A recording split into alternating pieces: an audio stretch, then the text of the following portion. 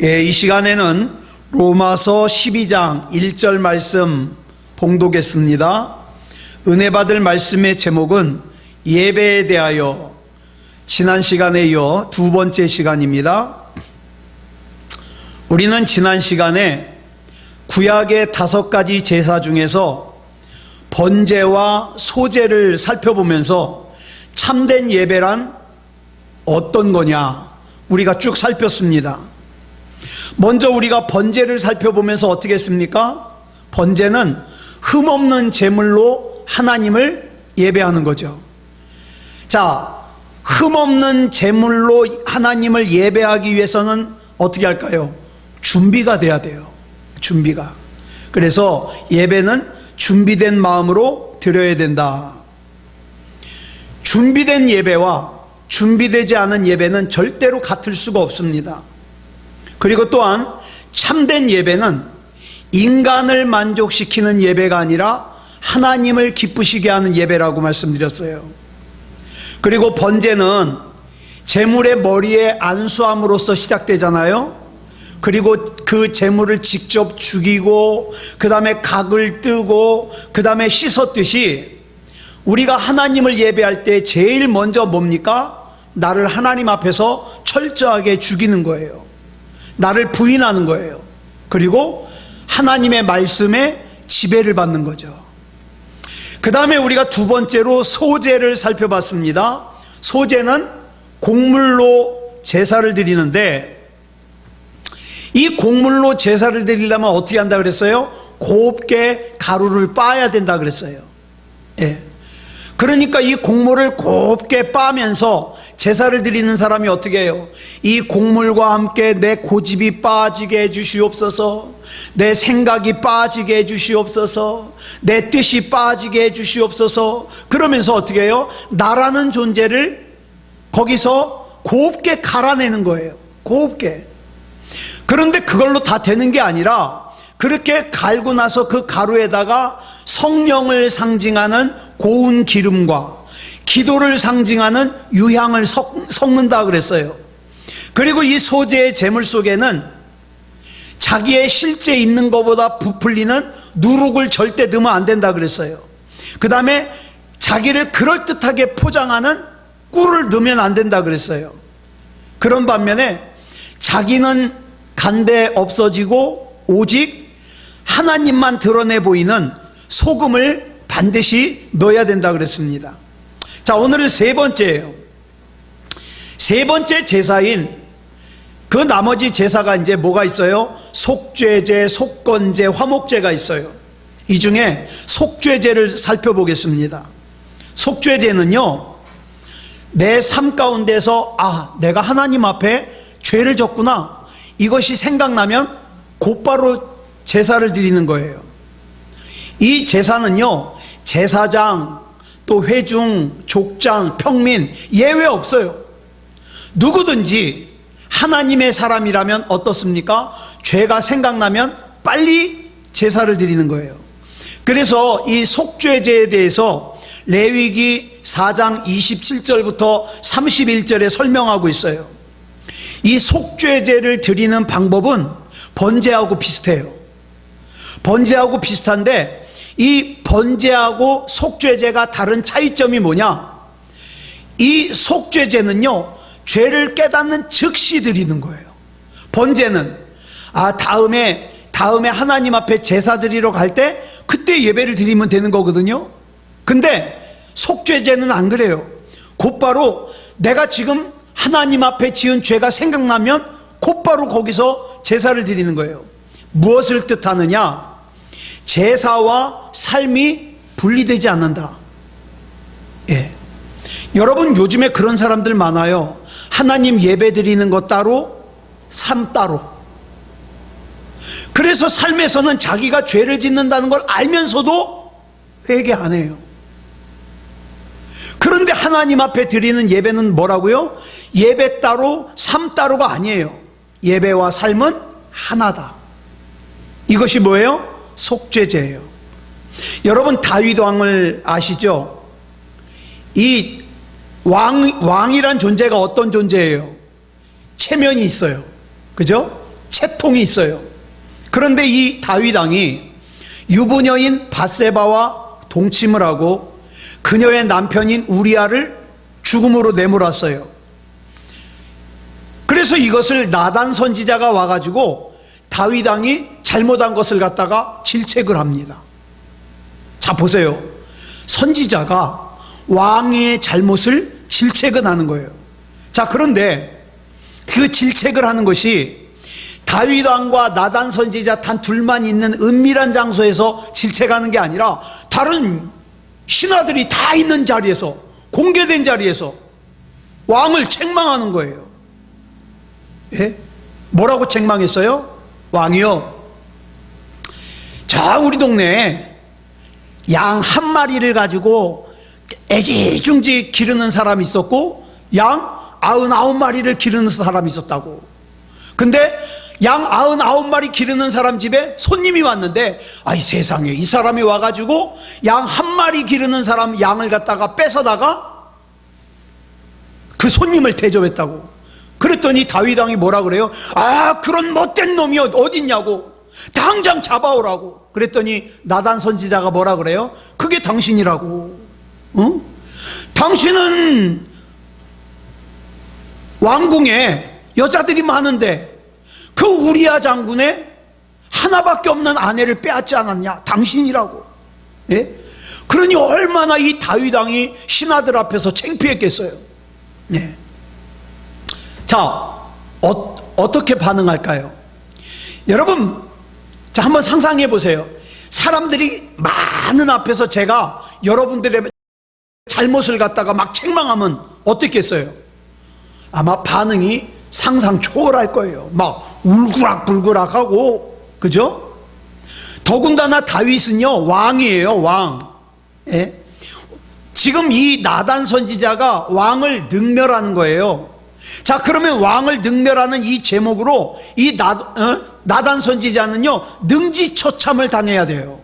능지처참이 뭐냐면, 옛날에 반란을 일으킨 죄인이나 또는 폐륜을 저지른 아주 악한 죄인에게 내리는 극형인데, 능지처참이 이게 무슨 뜻이냐면 언덕을 올라가듯이 고통을 천천히 주는 거예요.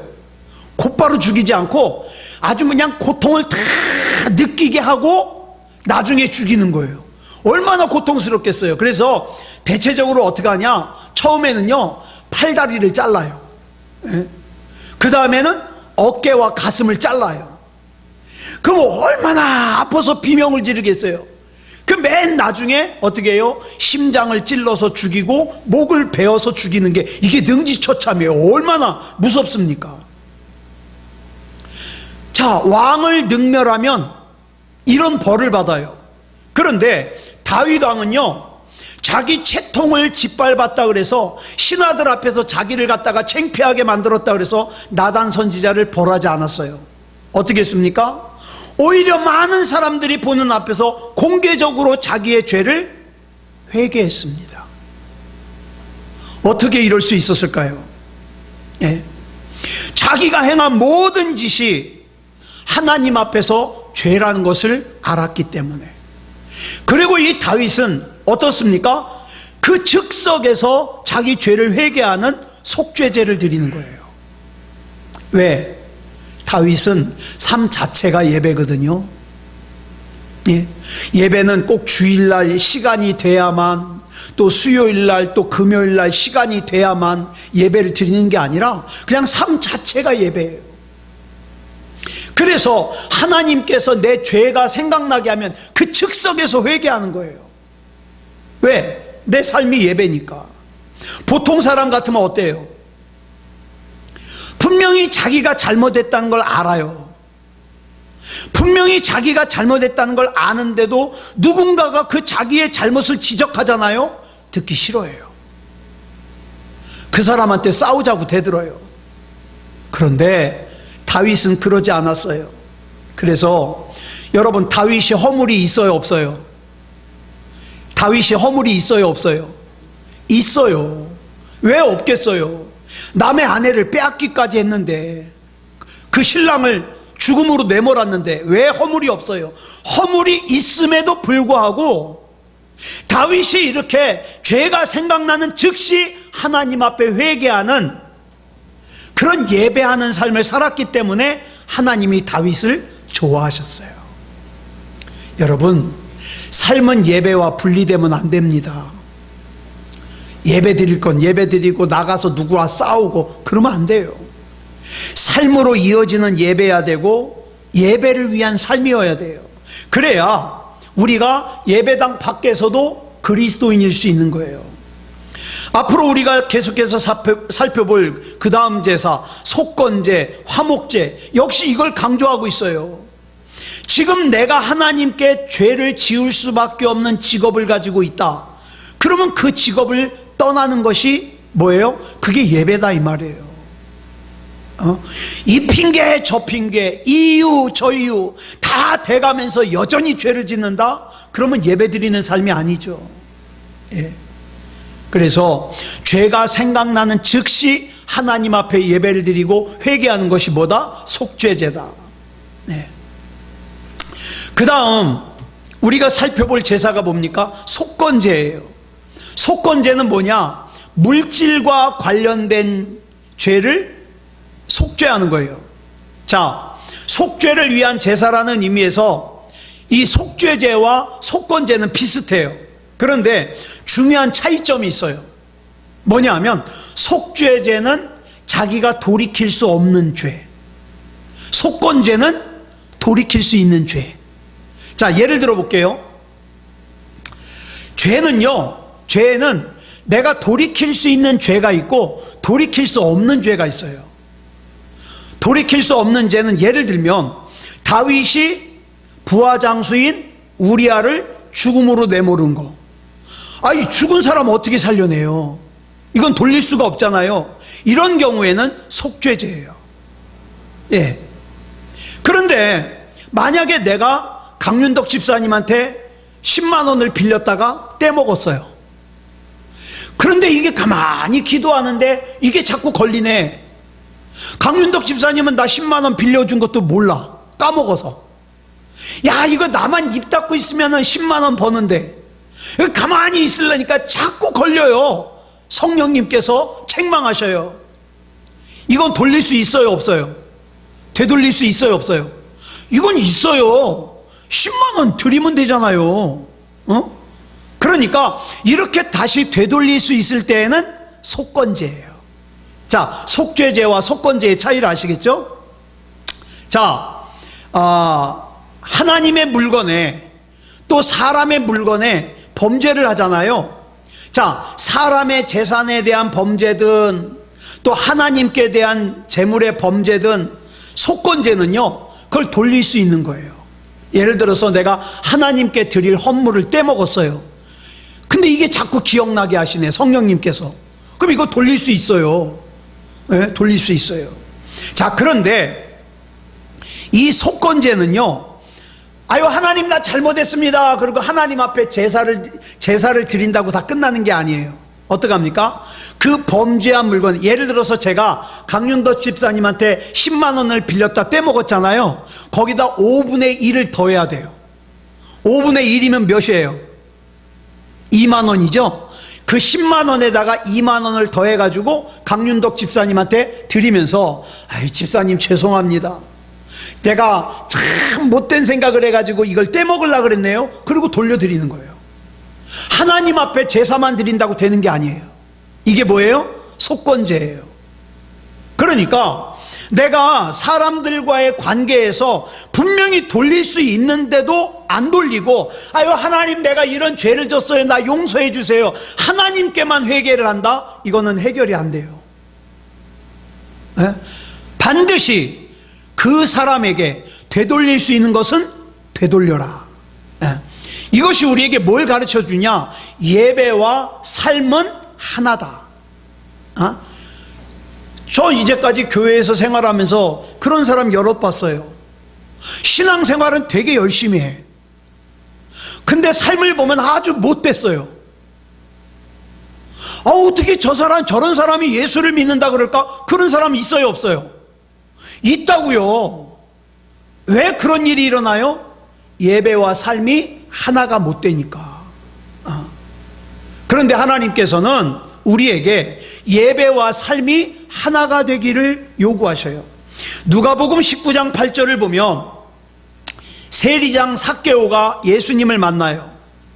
자, 예수님을 만나고 변화되잖아요. 이 삭개오가 예수님께 뭐라 그래요? 주님, 제가 저의 전 재산의 절반을 뚝 떼가지고 가난한 사람들 나눠주겠습니다. 그리고 제가 세금을 거두면서 속여서 거둔 거 있으면 제가 4배로 갚겠습니다. 이렇게 얘기를 해요. 자, 보세요. 부정축제를 일삼던 세리장 삭개오가 그것이 죄라는 것을 깨닫는 것만 해도 대단한 일이에요. 그죠? 많은 사람들은 어떻게 해요? 아, 세상 사람들 다 그렇게 살아. 왜 나한테만 그래? 그러면서 어떻게 해요? 똑같이 죄를 저질러요. 예. 예전에 그런 사람도 있었어요. 세무서에서 근무를 하는데 우리가 그 연말 되면은 어려운 이웃 도와주자고 막 물건 들어오잖아요. 그러면 그 어려운 이웃 도와줘야 되잖아요. 자기네들이 좋은 거 다 챙겨. 그래가지고 어떻게 해요? 와가지고 막 아는 사람 이 사람 저 사람 나눠줘요. 어디서 챙겨왔냐? 직장에서 챙겨온 거예요. 어려운 사람 나눠주라는 거. 그러면 안 된다고요. 그런데 이분이 집사님이네. 에? 근데 이걸 잘못된 걸 모르네. 이거 어떻게 해요? 여러분, 다행히 세리장 삭개오는 알았어요. 아, 내가 세금 더 거둔 게 죄구나. 알았어요. 자, 그러면 이걸 깨닫는 것만 해도 대단한 거거든요. 근데 하나님이 요구하시는 건 깨닫기만 하는 것이 아니에요. 어떡합니까? 그 부정하게 걷어들인 세금을 보상해줘라. 보상해줘라. 그러니까 이 삭개오가 4배로 갚겠다는 거예요. 4배로. 예를 들어서 내가 2만 원을 더 걷었어요. 그러면 8만 원을 돌려주겠다는 거예요. 8만 원. 여러분, 이게 얼마나 대단한 결단이냐면 그동안 삭개오가 얼마나 많이 받아먹었겠어요. 그죠? 그러니까 부자가 됐잖아요. 근데 이걸 갖다가 4배로 갚으려면 어떻게 해요? 아마 경제적으로 파산할 수도 있어요. 그런데 내가 경제적으로 파산을 하더라도 나 하겠다 이 말이에요. 이게 속건제예요. 해결하는 거죠. 예? 나는 주님에 대한 내 의무와 사람에 대한 내 의무를 다하겠다는 거예요. 근데 많은 사람들이 신앙생활하면서 하나님께는 참 바르게 살라 그러는데 사람들과의 관계에서 너무 소홀히 하는 경향이 있어요. 더 문제는 그렇게 해도 괜찮은 줄 알아요. 절대 그렇지 않아요. 이거는 속건제를 드리는 게 아니에요. 하나님께 대한 의무와 사람에 대한 의무를 다하는 거예요. 이게 정당한 속건제가 되는 거죠. 성경에 보면 또 하나의 예가 나와요. 바울이 로마의 감옥에 갇혀 있는데 그 로마의 감옥에서 누구를 만났냐? 오네시모라고 하는 청년을 만났어요. 그런데 이 감옥에서 이 사도 바울이 복음을 얘기해 주니까 이 오네시모가 은혜를 받았어요. 여러분, 은혜를 받으면 그 다음 순서가 뭔지 아세요? 자기 잘못을 고백합니다. 예? 이게 순서예요. 자기 잘못을 고백하지 못하고 생각하지 못하는 것은 은혜 받은 게 아니에요. 이 오네시모가 은혜를 받고 나니까 자기 잘못이 생각나는 거예요. 그래서 주님 앞에 회개하는 심정으로 사도 바울에게 자기 잘못을 고백합니다. 선생님, 제가 원래는 저 빌레몬이라는 사람의 집에 종이었습니다. 그런데 내가 이렇게만 살면 안 되겠다 싶어서 어느 날 그 주인의 집에서 돈을 훔쳐가지고 도망을 나왔습니다. 여러분, 이게 얼마나 용기 있는 고백이에요. 이게 만약에 밖으로 나갔다가는 이 사람 맞아 죽을 수 있는 거예요. 이 굉장한 고백이에요. 자, 그러면 만약에 제가 사도 바울이라면 그럴 거예요. 아, 오네시모, 참 용기가 대단하네. 예? 어떻게 이런 어려운 고백을 할 수가 있어? 칭찬할 거예요. 앞으로는 잘 살면 돼. 앞으로 바르게 살면 돼. 전 이럴 거예요, 아마. 그런데 바울이 이 오네시모에게 얘기하기를 뭐라 그러냐? 여보게, 자네 이 감옥에서 나가는 즉시 자네 주인이었던 빌레몬을 찾아가게, 그리고 용서를 빌게. 근데 나중에 편지를 보면 이 빌레몬과 바울이 아는 사이예요. 그래서 이 빌레몬에게 바울이 편지를 써줘요. 그 성경이 뭐냐? 빌레몬서예요. 그 편지를 써주는데 그 편지 가운데서 바울이 뭐라 그러냐? 이 오네시모를 나를 맞아주는 것처럼 맞아주시게. 그러니까 용서해달라는 거죠. 그리고 이 빌레몬이 오네시모가 훔쳐간 돈, 갚아야 될 돈은 내가 대신 갚겠네, 이러고 얘기를 하는 거예요. 이러고. 자, 그러면서 바울은 이 오네시모의 주인인 빌레몬에게 그 오네시모를 용서해 줄 것을 간절하게 간청하죠. 자, 바울이 정말 이 오네시모를 사랑했기에, 만약에 적당히 사랑했으면 이렇게 얘기 안 해요. 왜? 이 얘기 잘못했다가는 오네시모와 관계가 끊어지잖아요. 아니, 주인한테 돌아가라고요? 그럼 나 죽으라는 소린데, 나 당신하고 같이 못 있겠다고 이럴 거거든요. 그런데 이 바울은 하나님 앞에 진짜 용서받는다는 것이 뭔지를 오네시모에게 알려주는 거예요. 나는 자네를 너무너무 사랑하기 때문에 자네가 진짜 하나님 앞에 용서 안 받고 진짜 하나님을 믿는 사람이 되길 원하네. 그러기 위해서는 하나님께 대한 자네 의무도 다해야 되지만, 회개기도 해야 되지만, 그 빌레몬에게 지은 죄도 용서를 받아야 되네. 그래서 빌레몬에게 보내는 거예요. 자, 우리가 이걸 보면서 우리가 뭘 깨달아야 되느냐? 예를 들어서 여러분 가운데 나는 예배를 드리면서 참 기뻐요. 나에게는 하나님의 은혜가 충만해. 근데 저기 저 김성진 형제가 어느 날 제가 한 말 때문에 상처를 받았어. 그래가지고 저만 보면 불편해. 근데 저는 그걸 몰랐거든요. 근데 어느 날 기도를 하는데 성령님께서 제게 알려주시는 거예요. 이 목사야, 저 김성진 형제가 너 때문에 마음이 많이 힘들다. 그러면 여러분, 누군가 나 때문에 고통을 당하고 있다면 빨리 속건제를 드려야 돼요. 그럼 속건제가 뭐예요? 하나님께 대한 회개와 인간에 대한 의무를 다하는 거예요. 다하는 거. 이게 속건제입니다. 자, 그 다음 이제 마지막 제사인 화목제. 화목제. 이 화목제의 특징은 뭐냐? 나눔입니다. 나눔. 번제의 제물은 어때요? 다 태웠죠. 제물을 다 태웠어요. 소제와 속죄제 그리고 속건제의 경우에는 그 하나님께 바쳐지는 부분을 제외한 나머지 중에 어떻게 해요? 제사장들의 몫이 또 따로 있어요. 그런데 화목제는 달라요. 화목제는 참 특이해요. 그 제물의 기름은 걷어가지고 하나님 앞에 태우고 제사장에게 주는 게 있거든요. 제사장의 몫인 제물의 가슴과 그 다음에 오른쪽 뒷다리를 갖다가 제외하고는 나머지는 어떻게 해요? 다 제사를 드리는 사람이 가져가요, 집으로. 그리고 어떻게 합니까? 이웃과 나눠 먹어야 돼요. 예. 따라서 이 화목제는 일종의 잔치예요, 잔치. 그리고 축제예요. 자, 이 화목제를요, 크게 세 가지로 나눌 수가 있어요. 이 제사를 드리는 동기와 목적에 따라서 어떻게 나누냐? 감사제, 서원제, 자원제. 자원제는 또 뭐라 그러냐? 낙헌제라 그래요. 감사제는요, 말 그대로예요. 하나님의 은혜가 감사해서 하나님 앞에 제사를 드려요.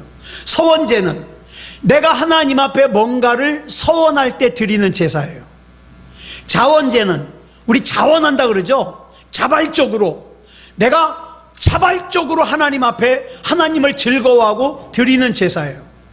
그래서 이 자원제를 또 뭐라 그러냐? 낙헌제라 그래요. 낙헌제.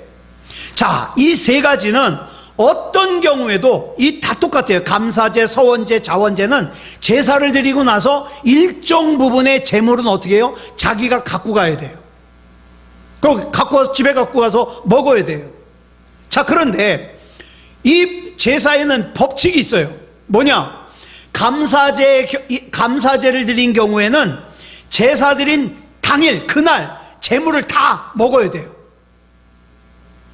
서원제나 자원제는 그 다음 날까지 다 먹어야 돼요. 만약 사흘째 되는 날까지 그 재물이 남아있다, 그럼 빨리 그 재물을 다 불태워 없애야 돼요. 이 법칙을 어겨가지고 그 기간이 지났는데도 여전히 그 재물을 먹는다? 그러면 제사 드린 게 전부 허사가 될 뿐만 아니라 하나님을 욕먹게 하는 거예요. 오히려 제사를 안 드리만 못한 거죠. 자, 이것이 화목제를 드리는 법칙이에요. 하나님께서 왜 이런 법칙을 세웠을까요? 이유는 간단해요. 이 법칙이 없었다면 어떡할까요? 내가 이 재물이 썩어서 버리는 한이 있더라도 누군가와 나눠 먹어요, 안 나눠 먹어요? 안 나눠 먹어요. 우리 집 냉장고에 쟁여놨다가 나중에 못 먹게 되면 버리는 한이 있더라도 안 나눠 먹어요. 그러니까 하나님께서 이 법칙을 만드신 것은 인간으로 하여금 반드시 이웃과 나누라 이 말이에요. 더 큰 이유가 있어요. 여러분, 소 한 마리 무게가 보통 700kg, 800kg 된답니다. 여기서 뼈와 내장을 다 추려내면 살코기만 약 350kg에서 450kg이 된대요. 여기서 제사장 몫을 떼주고 나면 최소한 고기가 약 300kg이 남는데요. 300kg, 500근. 여러분, 이 제사를 내가 드렸어요. 그래가지고 내가 고기를 얼만큼 갖고 왔어요? 300kg을 갖고 왔어요. 이순식 집사님네도 불러가지고 같이 구워 먹고, 남명호 집사님, 강윤덕 집사님, 성진이 형제 막 다 불러가지고 구워 먹었어요. 그 300kg 다 먹어요, 못 먹어요? 못 먹죠. 아니, 무슨 놈의 고기가 아무리 먹어도 그대로야. 아, 이거 빨리 먹어서 없애야 되는데. 자, 만약에 빨리 먹어서 없애지 않으면 어떻게 해요? 하나님의 법칙을 어기는 게 되잖아요.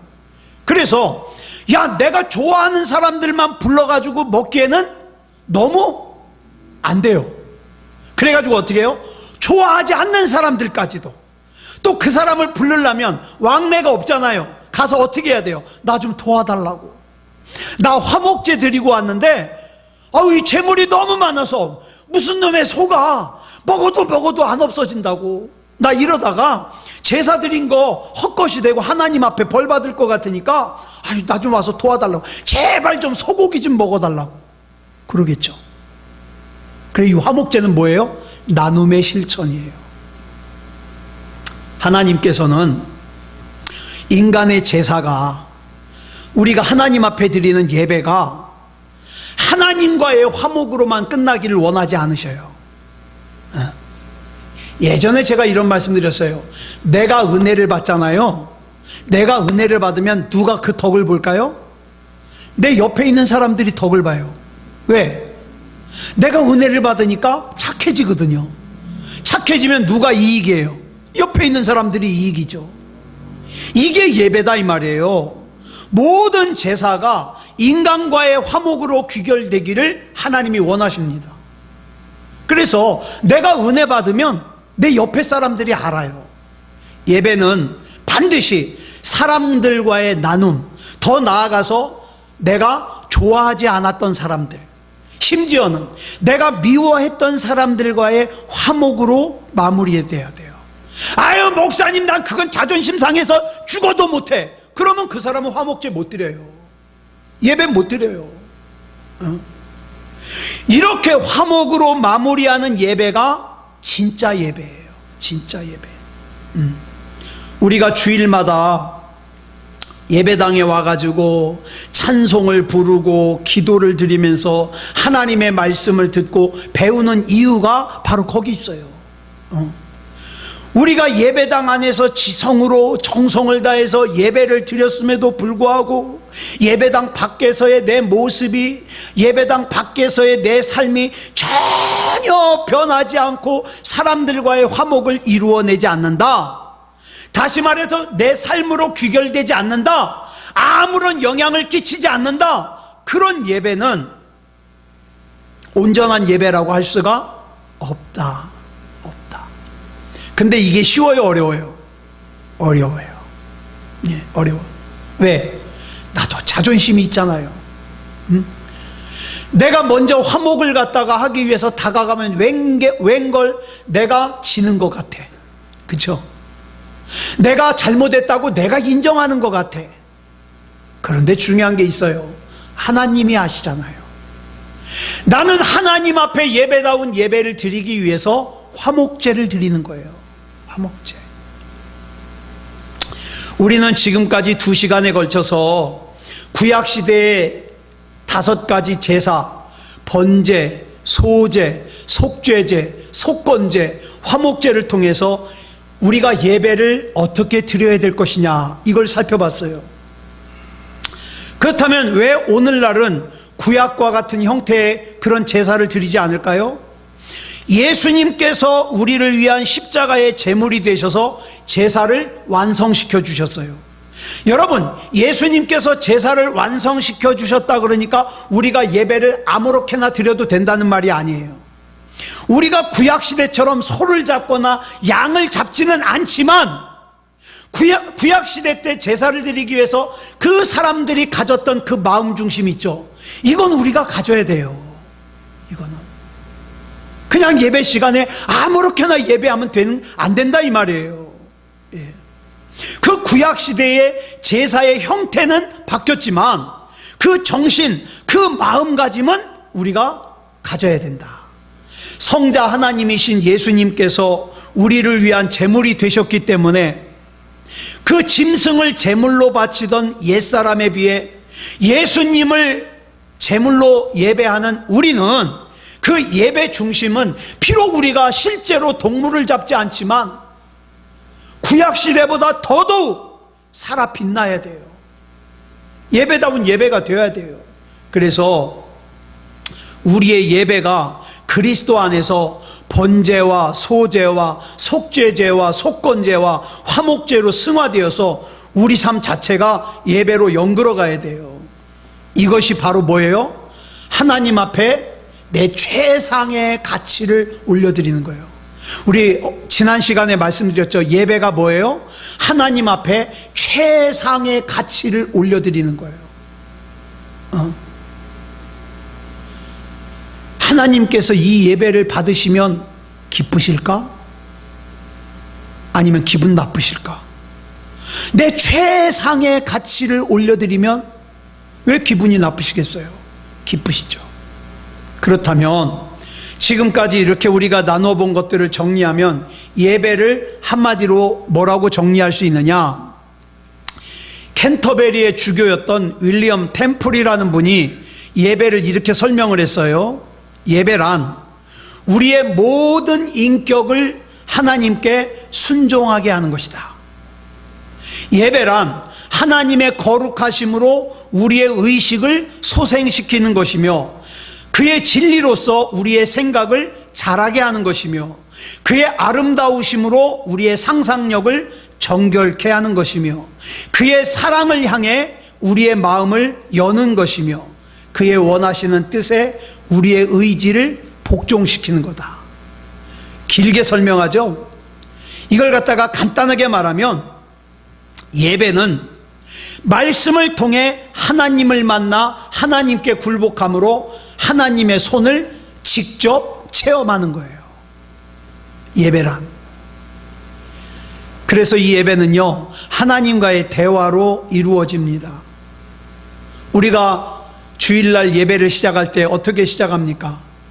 부름의 말씀으로 시작합니다. 하나님께서는 상처 입은 사람들을 그대로 받아주셔요. 그래서 나의 있는 모습 그대로 왔습니다. 부족한 모습 그대로 왔습니다. 이렇게 부름의 말씀을 통해서 하나님께서 말씀하셔요. 너의 있는 모습 그대로가 좋다. 꾸미지 말아라. 좋다. 우리가 찬송할 때 그 찬송과 가사를 통해서 어떡합니까? 우리가 때로는 하나님 앞에 기도의 찬송을 부르고 때로는 하나님께서 나에게 말씀하시는 찬송을 부르죠. 그리고 목사의 설교를 통해서 어떻게 해요? 하나님께서 말씀하시고 봉헌을 하면 하나님께서 목사의 축복 기도를 통해서 어떻게 해요? 하나님께서 복을 내리십니다. 이처럼 하나님께서는 예배 시간에 어떻습니까? 찬송을 통해서 말씀을 통해서 여러 차례에 걸쳐서 말씀하셔요. 이렇게 우리가 예배를 드리는 동안 하나님께서는 우리에게 말씀하시고 우리는 하나님의 말씀에 반응을 하죠. 반응을.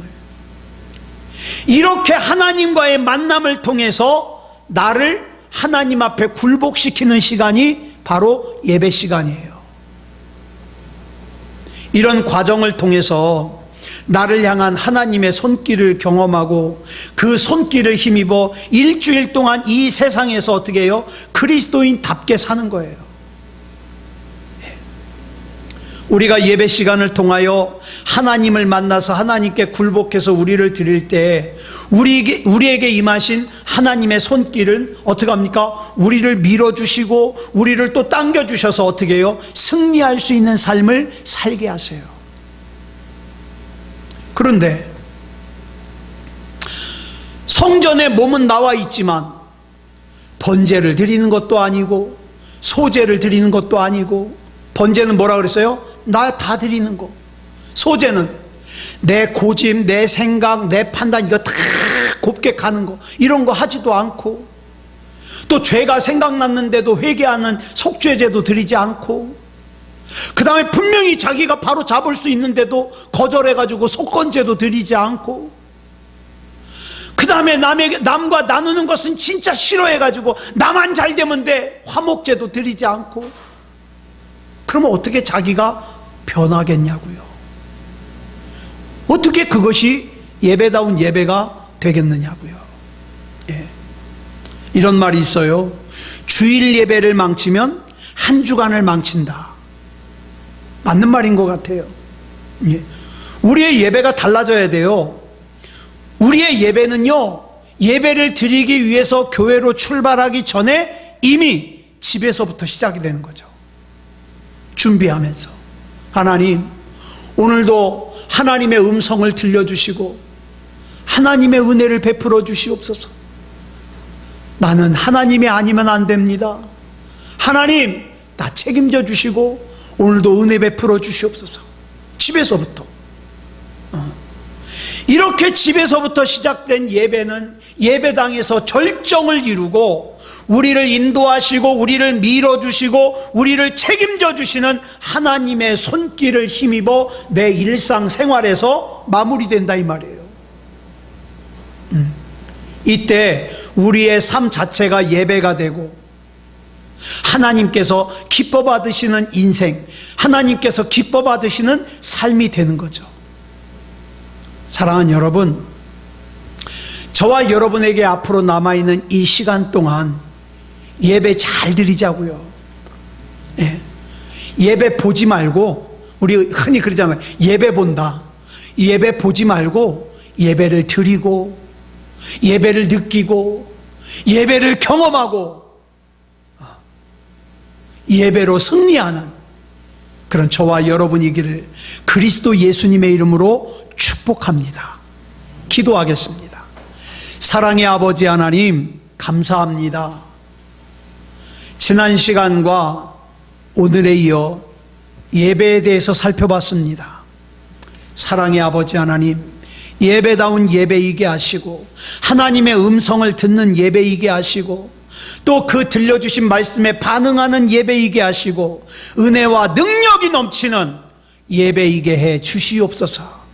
우리 주님께서 붙잡아 주시고 인도해 주실 줄 믿사오며 그리스도 예수님의 이름으로 간절히 기도드렸사옵나이다. 아멘.